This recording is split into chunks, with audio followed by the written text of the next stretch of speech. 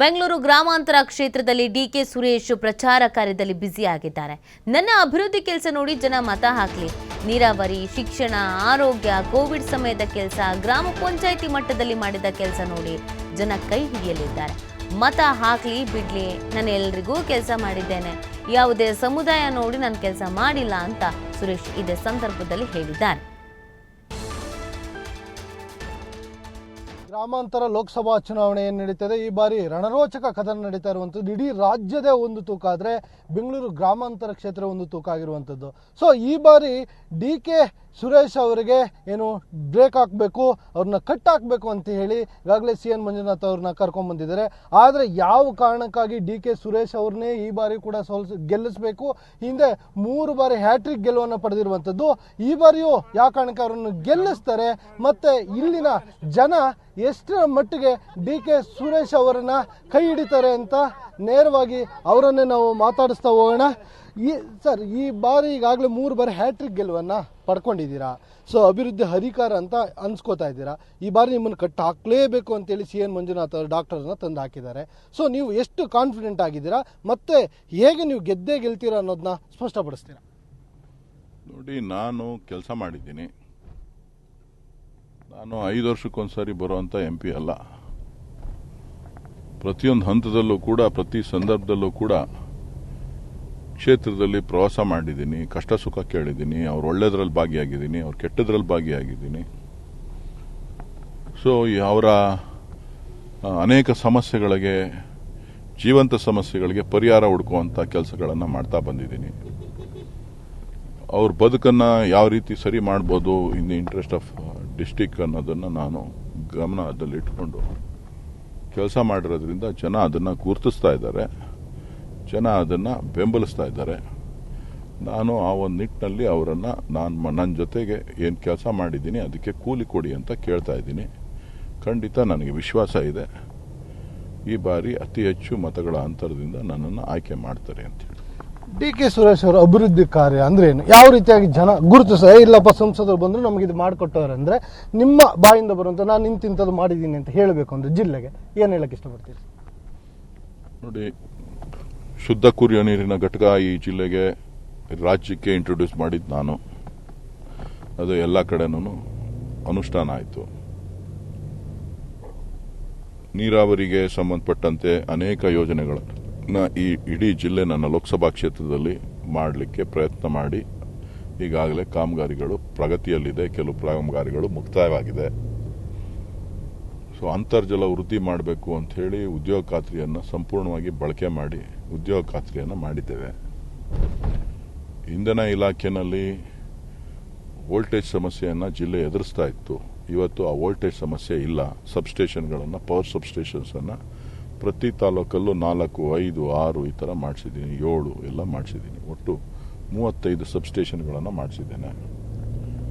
ಸುಮಾರು 1,20,000 ಜನರ ರೈತರಿಗೆ HVDS ಯೋಜನೆ ಅಂಥೇಳಿ ತಂದು, ವಿಶೇಷವಾಗಿ ಜಾರಿಗೆ ತಂದು ಇವತ್ತು ಟ್ರಾನ್ಸ್ಫಾರ್ಮರ್ಗಳನ್ನು ಅಳವಡಿಸಿ, ರೈತರಿಗೆ ಪಂಪ್ ಸೆಟ್ಗಳಿಗೆ ಅಳವಡಿಸಿ ಇವತ್ತು ಅವ್ರ ಬದುಕಿನಲ್ಲಿ ಒಂದು ಉತ್ತಮವಾದಂಥ ಗುಣಮಟ್ಟದ ವಿದ್ಯುತ್ತನ್ನು ಪಡೀಲಿಕ್ಕೆ ಪಂಪ್ ಸೆಟ್ಗಳೇನು ರಿಪೇರಿಗೆ ಬರ್ತಾ ಇತ್ತು ಅದನ್ನೆಲ್ಲ ತಡೆಯುವಂಥ ಕೆಲಸ ಮಾಡಿದ್ದೀನಿ.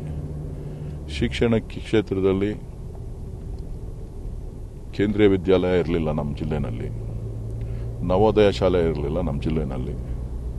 ಕೇಂದ್ರೀಯ ವಿದ್ಯಾಲಯ ತಂದಿದ್ದೀನಿ, ನವೋದಯ ಶಾಲೆ ತಂದಿದ್ದೀನಿ. ಸಾಕಷ್ಟು ಕೆಲವು ಕಡೆ ಮುರಾರ್ಜಿ ಶಾಲೆಗಳನ್ನು, ಇಂದಿರಾ ಗಾಂಧಿ ಶಾಲೆಗಳನ್ನು ಹೊಸದಾಗಿ ಪ್ರಾರಂಭ ಮಾಡಿಸಿದ್ದೀನಿ, ಹೊಸದಾಗಿ ಕಟ್ಟಿಸಿದ್ದೀನಿ. ಸಾಕಷ್ಟು ಹಾಸ್ಟೆಲ್ಗಳನ್ನು ನಿರ್ಮಾಣ ಮಾಡಲಿಕ್ಕೆ ಅನುದಾನಗಳನ್ನು ಸರ್ಕಾರದ ಕಡೆಯಿಂದ ಕೊಡಿಸಿದ್ದೇನೆ.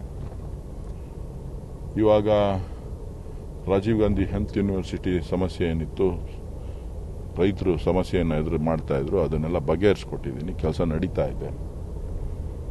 ಸೊ ಹೀಗೆ ಕನಕಪುರಕ್ಕೆ, ರಾಮನಗರಕ್ಕೆ 2 ಪ್ರತ್ಯೇಕವಾದಂಥ ಮೆಡಿಕಲ್ ಕಾಲೇಜ್ ಮಾಡಬೇಕು ಅನ್ನೋಂಥ ನಿಟ್ಟಿನಲ್ಲಿ ಕೆಲಸ ಮಾಡಿದ್ದೇನೆ. ಡಿಸ್ಟಿಕ್ ಹಾಸ್ಪಿಟ್ಲು ಭಾಳ ವರ್ಷದಿಂದ ನೆನೆಗುದ್ದಿಗೆ ಬಿದ್ದಿತ್ತು, ಜಿಲ್ಲಾ ಆಸ್ಪತ್ರೆ. ಹಿಂದೆ ನಮ್ಮ ಸರ್ಕಾರ ಇದ್ದಾಗ ನಾನೇ ಅದನ್ನು ಜಾಗ ಕೊಡಿಸಿ ಡಿ ಕೆ ಶಿವಕುಮಾರ್ ಅವ್ರಿಗೆ ಜಿಲ್ಲಾ ಮಂತ್ರಿಗಳಿದ್ದರು. ಆವಾಗ ನಾವು ಜಾಗ ಕೊಡಿಸಿ ಅದನ್ನು ಮಂಜೂರು ಮಾಡಿಸಿ ಟೆಂಡರ್ ಕರೆಸಿ ಕಾಮಗಾರಿ ಶುರು ಮಾಡಿ ಈಗ ಅದು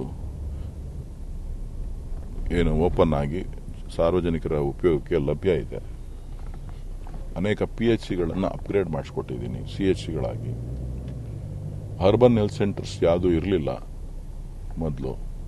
ಅರ್ಬನ್ ಹೆಲ್ತ್ ಸೆಂಟರ್ಸ್ ಅಂತ ಹೇಳಿ ಎಲ್ಲ ಕಡೆ ಪಟ್ಟಣಗಳಲ್ಲಿ ಅರ್ಬನ್ ಹೆಲ್ತ್ ಸೆಂಟರ್ಸು, ಒಬ್ಬರು ಪ್ರತ್ಯೇಕವಾದಂಥ ಒಬ್ಬರು ಡಾಕ್ಟ್ರು, ನರ್ಸಸ್ಸು, ಅದನ್ನು ಎಲ್ಲ ತಾಲೂಕು ಹೆಡ್ ಕ್ವಾರ್ಟರ್ಸ್ಗಳಲ್ಲಿ, ಪಟ್ಟಣ ಪಂಚಾಯಿತಿ, ನಗರಸಭೆ, ಪುರಸಭೆಗಳಲ್ಲಿ ಒಂದು ಅರ್ಬನ್ ಹೆಲ್ತ್ ಸೆಂಟರ್ಸ್ ಮಾಡಿದ್ದೀವಿ. ಕನಕಪುರದಲ್ಲಿ ಒಂದು ತಾಯಿ ಮಗು ಆಸ್ಪತ್ರೆಯನ್ನು ಇನ್ಫೋಸಿಸ್ ಫೌಂಡೇಶನ್ನಿಂದ ಮಾಡಿಸಿದ್ದೀನಿ. ಕುಣಿಗಲ್ಲಲ್ಲಿ ಒಂದು ಇನ್ಫೋಸಿಸ್ ಫೌಂಡೇಶನ್ನಿಂದ ಆಸ್ಪತ್ರೆ ಕಾಮಗಾರಿ ನಡೀತಾ ಇದೆ. ಆನೇಕಲ್ ತಾಲೂಕಿನಲ್ಲಿ ESI ಆಸ್ಪತ್ರೆ ಒಂದು ಮಂಜೂರು ಮಾಡಿಸಿದ್ದೀನಿ. ಜಾಗದ ಸಮಸ್ಯೆ ಇತ್ತು, ಜಾಗ ಕೊಟ್ಟಿತ್ತು ಸರ್ಕಾರ, ಒತ್ತುವರಿ ಮಾಡಿಕೊಂಡು ಕಳೆದ ಸರ್ಕಾರದ ಅವಧಿನಲ್ಲಿ ಬಿಡದೆ ಸಮಸ್ಯೆ ಮಾಡ್ತಾಯಿದ್ರು. ನಮ್ಮ ಸರ್ಕಾರ ಬಂದ ಮೇಲೆ ಅದನ್ನು ಪೊಸಿಷನ್ ತೊಗೊಂಡು ಕಾಂಪೌಂಡ್ ಹಾಕ್ಸಿಸಿ ಈಗ ಟೆಂಡರ್ ಕರೆದಿದ್ದಾರೆ. ಹಾರೋಳ್ಳಿಲೂ 5 ಎಕರೆ ಜಾಗನ 200 ಬೆಡ್ ಹಾಸ್ಪಿಟ್ಲಿಗೆ, ESI ಹಾಸ್ಪಿಟ್ಲಿಗೆ, ಹಾರೋಳ್ಳಿ ಕೈಗಾರಿಕಾ ಪ್ರದೇಶದಲ್ಲೂ ಕೂಡ ಜಾಗ ಕೊಡಿಸಿದ್ದೀನಿ. ಅಲ್ಲೂ ಕೂಡ ESI ಆಸ್ಪತ್ರೆ ಪ್ರಾರಂಭ ಆಗ್ತದೆ. ಸೊ ನರೇಗಾ ಯೋಜನೆ ಸಂಪೂರ್ಣವಾಗಿ ಅನುಷ್ಠಾನ ಮಾಡಿದ್ದೀನಿ. ನರೇಗಾ ಯೋಜನೆಯಲ್ಲಿ ಗ್ರಾಮೀಣ ಪ್ರದೇಶದಲ್ಲಿ ಅನೇಕ ಸ್ಮಶಾನಗಳ ಅಭಿವೃದ್ಧಿಯಾಗಿದೆ. ಸುಮಾರು 250ಕ್ಕೂ ಹೆಚ್ಚು ಹಳ್ಳಿಗಳಿಗೆ ಹೊಸದಾಗಿ ಸ್ಮಶಾನಕ್ಕೆ ಜಾಗ ಗುರುಸುವಂಥ ಕೆಲಸ ಆಗಿದೆ. ಅರಣ್ಯ ಹಕ್ಕು ಕಾಯ್ದೆಯಡಿ ಸಾಕಷ್ಟು ಬಡವರಿಗೆ ಫಾರೆಸ್ಟ್ ರೈಟ್ ಆ್ಯಕ್ಟಿಂದ ಜಮೀನನ್ನು ಕೊಡಿಸಿದ್ದೇನೆ. ಇನ್ನು ಕೆಲವರಷ್ಟು ಜನ ಬೈರ್ಮಂಗ್ಲಾ ನಿರಾಶ್ರಿತರು, ಅರ್ಕಾವತಿ ನಿರಾಶ್ರಿತರು, ಬೇರೆ ಬೇರೆ ಸಂದರ್ಭಗಳಲ್ಲಿ ಅವರಿಗೆ ಅರಣ್ಯ ಇಲಾಖೆಯಿಂದ ಜಮೀನು ಬಿಡುಗಡೆ ಆಗಿ ಮಂಜೂರಾಗಿದೆ. ಆದರೆ ಅರಣ್ಯ ಇಲಾಖೆಯವರು ಅವರಿಗೆ ತೊಂದರೆ ಮಾಡ್ತಾ ಇದ್ದಾರೆ. ಸುಮಾರು ಈ ಥರದ್ದು 10,000 ಎಕರೆ ಇದೆ. ಅದನ್ನು ಬಿಡುಗಡೆ ಮಾಡಬೇಕು ಅಂತೇಳಿ ಈಗಾಗಲೇ ಕ್ರಮ ತಗೊಂಡಿದ್ದೀವಿ. ಚನ್ನಪಟ್ಟಣದಲ್ಲೂ ಕೂಡ ಮಾಕ್ಳಿ ಅಂತೇಳಿ ಒಂದು ಗ್ರಾಮ ಇದೆ. ಆ ಸರ್ವೆ ನಂಬರ್ ಪೂರ್ತಿ, 1ನೇ ಸರ್ವೆ ನಂಬರ್ ಪೂರ್ತಿ ಫಾರೆಸ್ಟ್ ಅಂತೇಳಿ ಇದು ಮಾಡ್ತಾ ಇದ್ದಾರೆ. ಅದು ಬಿಡುಗಡೆ ಆಯಿತು, ಅದು ಕ್ಲಿಯರ್ ಆಯಿತು ಅಂದರೆ ಈಗಾಗಲೇ ಸುಪ್ರೀಂ ಕೋರ್ಟ್ಗೆ ಅಫಿಡೇವಿಟ್ ಫೈಲ್ ಮಾಡಿಸಿದ್ದೀನಿ, NGT ಮುಂದೆ ಫೈಲ್ ಮಾಡಿಸಿದ್ದೀನಿ. ಅದು ಕ್ಲಿಯರ್ ಆಯಿತು ಅಂತ ಅಂದರೆ ಅವ್ರಿಗೆಲ್ಲರಿಗೂ ಕೂಡ ಹಕ್ಕು ಶಾಶ್ವತವಾಗಿ ಸಿಗ್ತದೆ. ಅರಣ್ಯ ಇಲಾಖೆ ಅವ್ರ ಕಾಟ ತಪ್ತದೆ. ಸೊ ಒಂದು ಇಲಾಖೆ 2 ಇಲಾಖೆ ಅಂತಲ್ಲ, ಎಲ್ಲ ಇಲಾಖೆಯಲ್ಲೂ, ಎಲ್ಲ ಗ್ರಾಮೀಣ ಪ್ರದೇಶದಲ್ಲಿ ಶಾಶ್ವತ ಕುಡಿಯೋ ನೀರಿನ ಯೋಜನೆಯನ್ನು ಅನುಷ್ಠಾನ ಮಾಡ್ತಾ ಇದ್ದೀನಿ. ನಗರ ಪ್ರದೇಶದಲ್ಲೂ ಕೂಡ ನೀರನ್ನು ಕೊಡಬೇಕು ಅಂತ ಹೇಳಿ ಮಾಡ್ತಾ ಇದ್ದೀನಿ. ನಗರ ಪ್ರದೇಶದಲ್ಲೂ ಕೂಡ ಅಭಿವೃದ್ಧಿಗೋಸ್ಕರ ರಸ್ತೆಗಳೇನಿದೆ, ಚರಂಡಿ ಏನಿದೆ, ಕೆರೆಗಳ ಅಭಿವೃದ್ಧಿ ಏನಿದೆ, ಅದನ್ನು ಕೂಡ ಕೈಗೆತ್ತಿಕೊಂಡು ಅಲ್ಲೂ ಕೂಡ ಅನೇಕ ಕೆಲಸ ಕಾರ್ಯಗಳು ಮಾಡಿದ್ದೀನಿ. ಹೀಗೆ 1-2 ವಿಚಾರ ನನ್ನ ಮುಂದೆ ಇಲ್ಲ. ಎಲ್ಲ ಕ್ಷೇತ್ರದಲ್ಲಿ ಎಲ್ಲ ವಿಚಾರಗಳನ್ನು ಅರ್ಥ ಮಾಡಿಕೊಂಡಿದ್ದೇನೆ, ಎಲ್ಲ ಕೆಲಸ ಕಾರ್ಯಗಳನ್ನು ಮಾಡ್ತಾ ಇದ್ದೇನೆ. ಕೇಳಿದ್ರಲ್ಲ, ಇವಿಷ್ಟು DK ಸುರೇಶ್ ಅವರ ಮಾತುಗಳು. ಅಭಿವೃದ್ಧಿಯನ್ನು ನೋಡಿ ಮತವನ್ನು ಹಾಕಿ, ಯಾವುದೇ ಸುಳ್ಳು ಭರವಸೆಗಳಿಗಲ್ಲ. ಈಗಾಗಲೇ ಅವರು ಅಭಿವೃದ್ಧಿಗಳ ಲೀಸ್ಟನ್ನೇ ಒಂದು ಹೇಳಿದ್ರು, ನಾವು ಮಾತಾಡ್ತಾ ಇರ್ಬೇಕಾದ್ರೆ. ಅಂದರೆ ಎಲ್ಲ ಸಮುದಾಯಗಳನ್ನು ಈಗ ಮತ ಹಾಕಲಿ, ಮತ ಹಾಕ್ದಲ್ಲೇ ಇರಲಿ, ಯಾರೇ ಕಷ್ಟ ಅಂತ ಬಂದರೂ ಅವರೆಲ್ಲರೂ ಕೂಡ ಕೈ ಹಿಡಿದು ಮುಂದೆ ನಡೆಸಿದ್ದೀನಿ. ನಾನು ಮಾಡಿರುವಂಥ ಕೆಲಸಕ್ಕೆ ಇವತ್ತು ಕೂಲಿ ಕೇಳಲಿಕ್ಕೆ ಬಂದಿದ್ದೀನಿ. ಈ ಹಿನ್ನೆಲೆಯಲ್ಲಿ ಎಲ್ಲರೂ ಕೂಡ ನನಗೆ ಮತ ಹಾಕ್ತಾರೆ. ನಾನು ಈ ಹಿಂದಿನ 3 ಬಾರಿಗಿನ್ನ ಅತಿ ಹೆಚ್ಚು ಮತವನ್ನು ಪಡೆದು ಜಯಶೀಲರಾಗಿ ಬರ್ತೀನಿ ಅಂತ ಸ್ಪಷ್ಟಪಡಿಸಿರುವಂಥದ್ದು. ಕ್ಯಾಮ್ರಾ ಪರ್ಸನ್ ಲೋಕೇಶ್ ಜೊತೆ ಸಂತೋಷ್ ಪಟೇಲ್, ಚನ್ನಪಟ್ಟಣ.